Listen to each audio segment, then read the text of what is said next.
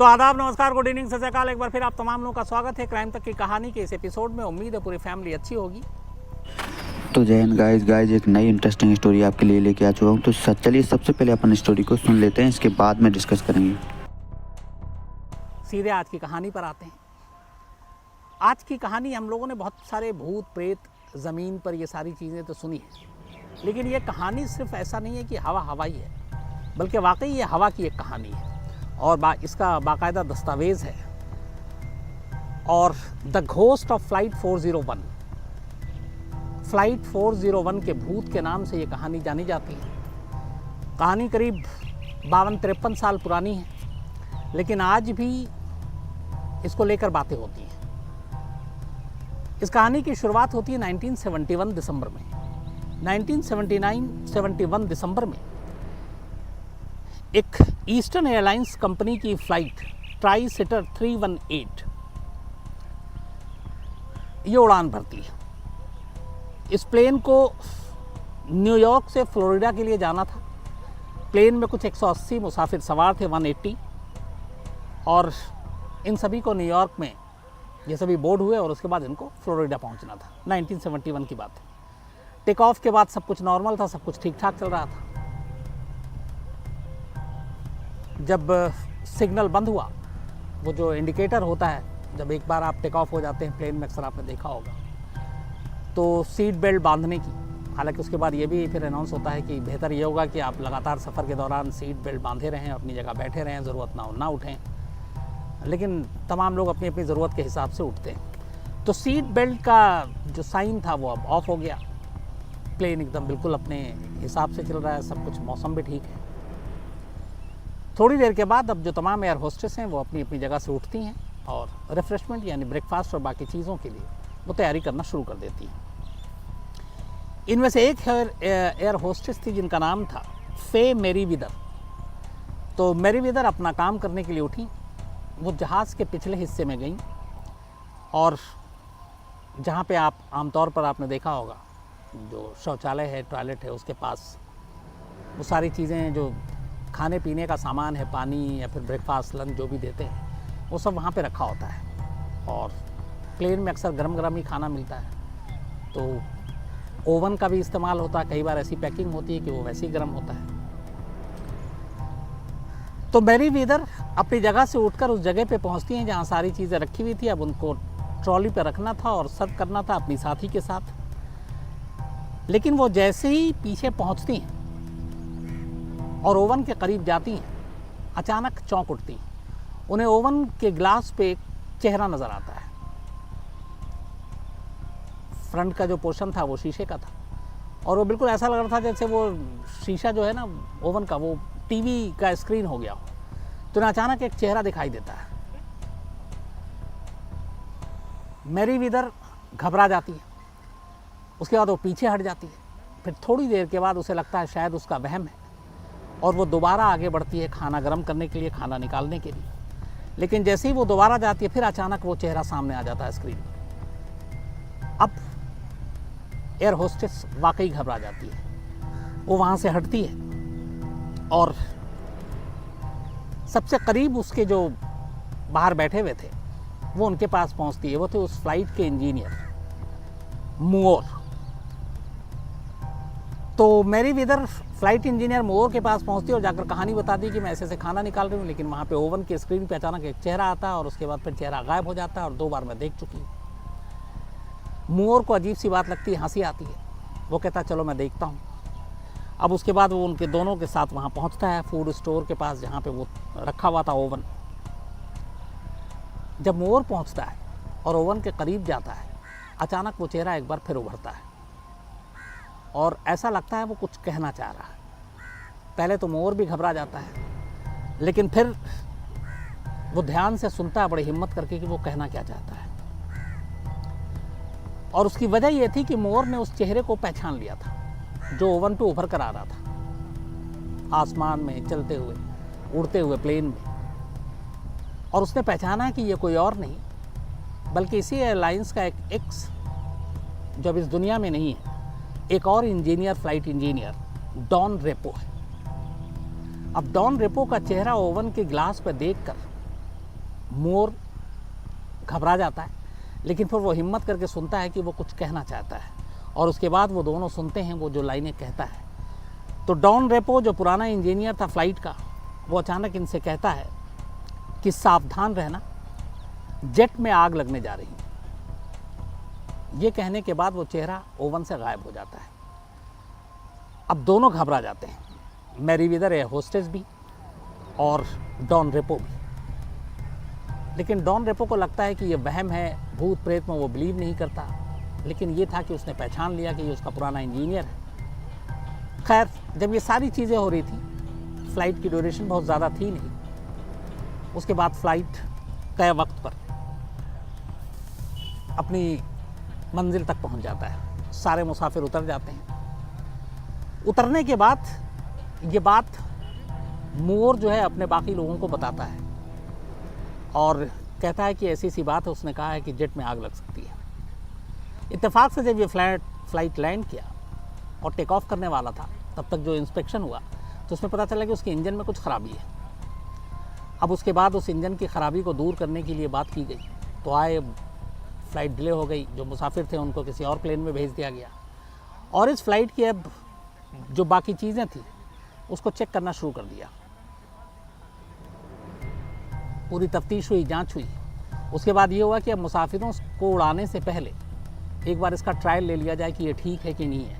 आगे चलकर हवा में तो कोई प्रॉब्लम नहीं होगी, मुसाफिरों की जान तो ख़तरे में होगी नहीं। तो जितने इंजीनियर थे, जो फ्लाइट इंजीनियर थे, उन सब ने देखा, ओके दिया उसको। तो उन्होंने कहा कि चलो इसको ट्रायल कर लेते हैं। इसके बाद उस प्लेन को उड़ाया गया, और जब उड़ाया गया तो बीच आसमान में अचानक उसके इंजन में आग लग गई और हवा में ही एक धमाका हुआ और ये प्लेन नीचे गिर गया। प्लेन में कोई मुसाफिर सवार नहीं था, इंजीनियर थे और पायलट थे। और इत्तेफाक की बात यह है कि नीचे एयरपोर्ट पर मोर, जो flight engineer, air hostess, Meriwether, इन लोगों ने अपनी आंखों से देखा इस मंज़र को। सारी बातें उन्हें याद आ गई कि कैसे एक्स इंजीनियर ने चलते हुए प्लेन में, उड़ते हुए प्लेन में, ओवन के गिलास पर अपने आप को प्रकट करते हुए ये कहा था कि इस जेट में आग लगने जा रही है, सावधान रहना। और वही हुआ। उसके बाद इन दोनों ने सोचा कि अगर उसकी बात को सीरियसली न लेते और ये प्लेन अपने रूटीन प्रवास पे होती, उड़ान पे होती, और उसके बाद ये आग लगती, तो ना वो लोग बचते ना मुसाफिर बचते। अब जब ये सारी चीज़ें हो गई, इसके बाद ये किस्सा जो है अब पूरे एयरलाइंस में सभी लोगों तक पहुंच गई कि इस तरीके से हुआ था, और इस आग की चेतावनी पहले दे दी गई और इसलिए बहुत सारे मुसाफिरों की जान बच गई। कुछ अखबारों में ये खबर भी छप गई कि ऐसा ऐसा हुआ था। हालांकि कोई भी इस पैरानॉर्मल एक्टिविटीज़ और इन चीज़ों पे जो पढ़े लिखे लोग सारे हैं, उन्होंने कोई बिलीव नहीं किया। लेकिन फिर उसके बाद हुआ कि ये मामला है क्या, और यही इंजीनियर डॉन रेपो कैसे दिखा। तो अब इसकी कहानी सामने आई कि आखिर ये माजरा क्या था, ये मामला क्या था। 29 दिसंबर 1972 को, इस एक साल के पहले इसके, जब ये डॉन रेपो का भूत ओवन के ग्लास पे दिखाई दिया था, उससे ठीक एक साल पहले 29 दिसंबर 1972 को ईस्टर्न एयरलाइंस की ही एक फ़्लाइट 401 नंबर उड़ान, कुल 163 पैसेंजर, 20 इसमें टोटल मिलाकर क्रू मेंबर, इंजीनियर, पायलट और एयर होस्टेस मिलाकर, इस प्लेन ने उड़ान भरी। इसको न्यूयॉर्क से के John F Kennedy international airport से मियामी, फ्लोरिडा तक जाना था। इस फ्लाइट के जो कैप्टन थे वो थे 55 साल के रॉबर्ट ऑल्बिन बॉब। ये एक सीनियर थे और इनको करीब 30,000 घंटे का 30,000 आवर्स फ्लाई का एक्सपीरियंस था, तो वो काफ़ी माना जाता है। इस फ्लाइट ने न्यूयॉर्क से उड़ान भरी। उसके बाद ये मियामी हवाई अड्डे के ऊपर उड़ा था। अब मियामी हवाई अड्डे के ऊपर ही उड़ रहा था और कुछ देर के बाद इसको लैंड करना था।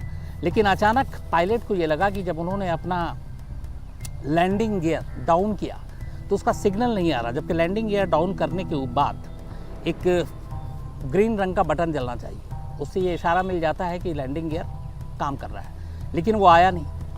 उसके बाद इन्होंने नीचे भेज कर देखा तो पता चला लैंडिंग गियर में कुछ प्रॉब्लम है। फिर एटीसी से बात की, एटीसी को कहा कि लैंडिंग गियर में कुछ प्रॉब्लम है, लेकिन अब चूँकि एयरपोर्ट के नज़दीक था, प्लेन तेज़ी के साथ नीचे आ रहा था, लैंडिंग गियर खुल नहीं रहा है। काफ़ी सारी चीज़ें बातें हुई, सारे बताया गया कि करो, लेकिन कुछ टेक्निकल प्रॉब्लम आ गई और प्लेन को लैंड नहीं कराया जा सका। और ये प्लेन जो है थोड़ी देर के बाद क्रैश कर जाता है मियामी एयरपोर्ट से पहले। और क्रैश करने के बाद इस प्लेन में 77 लोगों की फिर भी जान बच गई थी, क्योंकि प्लेन बहुत नीचे की तरफ उड़ रहा था। लैंडिंग गियर की वजह से प्लेन में आग लग गई जब ये टकराया नीचे। 69 मुसाफिर और क्रू मेंबर में से कुछ लोगों की जान गई, 77 लोगों की जान बच गई। जब प्लेन नीचे टकराया तब इसकी स्पीड जो थी वो करीब 360 किलोमीटर के करीब थी स्पीड।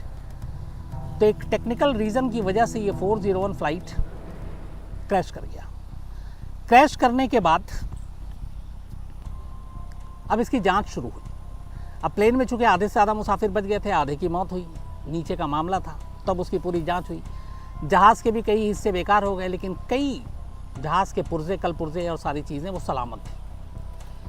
ईस्टर्न एयरलाइंस कंपनी की जहाज़ थी। इंजीनियर ने सारे कलपुर्जों की जांच की और इसके बाद जो सही सलामत कलपुर्जे थे उसका इस्तेमाल दूसरे प्लेन में किया गया। जो प्लेन 401 क्रैश किया, जिसके कलपुर्जे कुछ सलामत थे, उस कलपुर्जे का इस्तेमाल एक दूसरे प्लेन में किया गया। और वो दूसरा प्लेन कौन था? जो इस हादसे के 1 साल के बाद जिसके ओवन के गिलास पर इंजीनियर का चेहरा आता था। दरअसल जो ये प्लेन क्रैश किया, उस प्लेन में उसी इंजीनियर की ड्यूटी थी, फ्लाइट इंजीनियर डॉन रेपो। तो डॉन रेपो की इस क्रैश में मौत हो गई। डॉन रेपो के साथ साथ जो इसके पायलट थे इस प्लेन के, उनकी भी मौत हो गई। लेकिन इस प्लेन के कई पार्ट्स दूसरे प्लेन में यूज़ किए गए और वो वही ईस्टर्न एयरलाइंस कंपनी का प्लेन था जिसमें 1 साल के बाद इस हादसे के डॉन रेपो आया और डॉन रेपो ने आगाह किया कि जेट के इंजन में आग लग सकती है, होशियार रहना।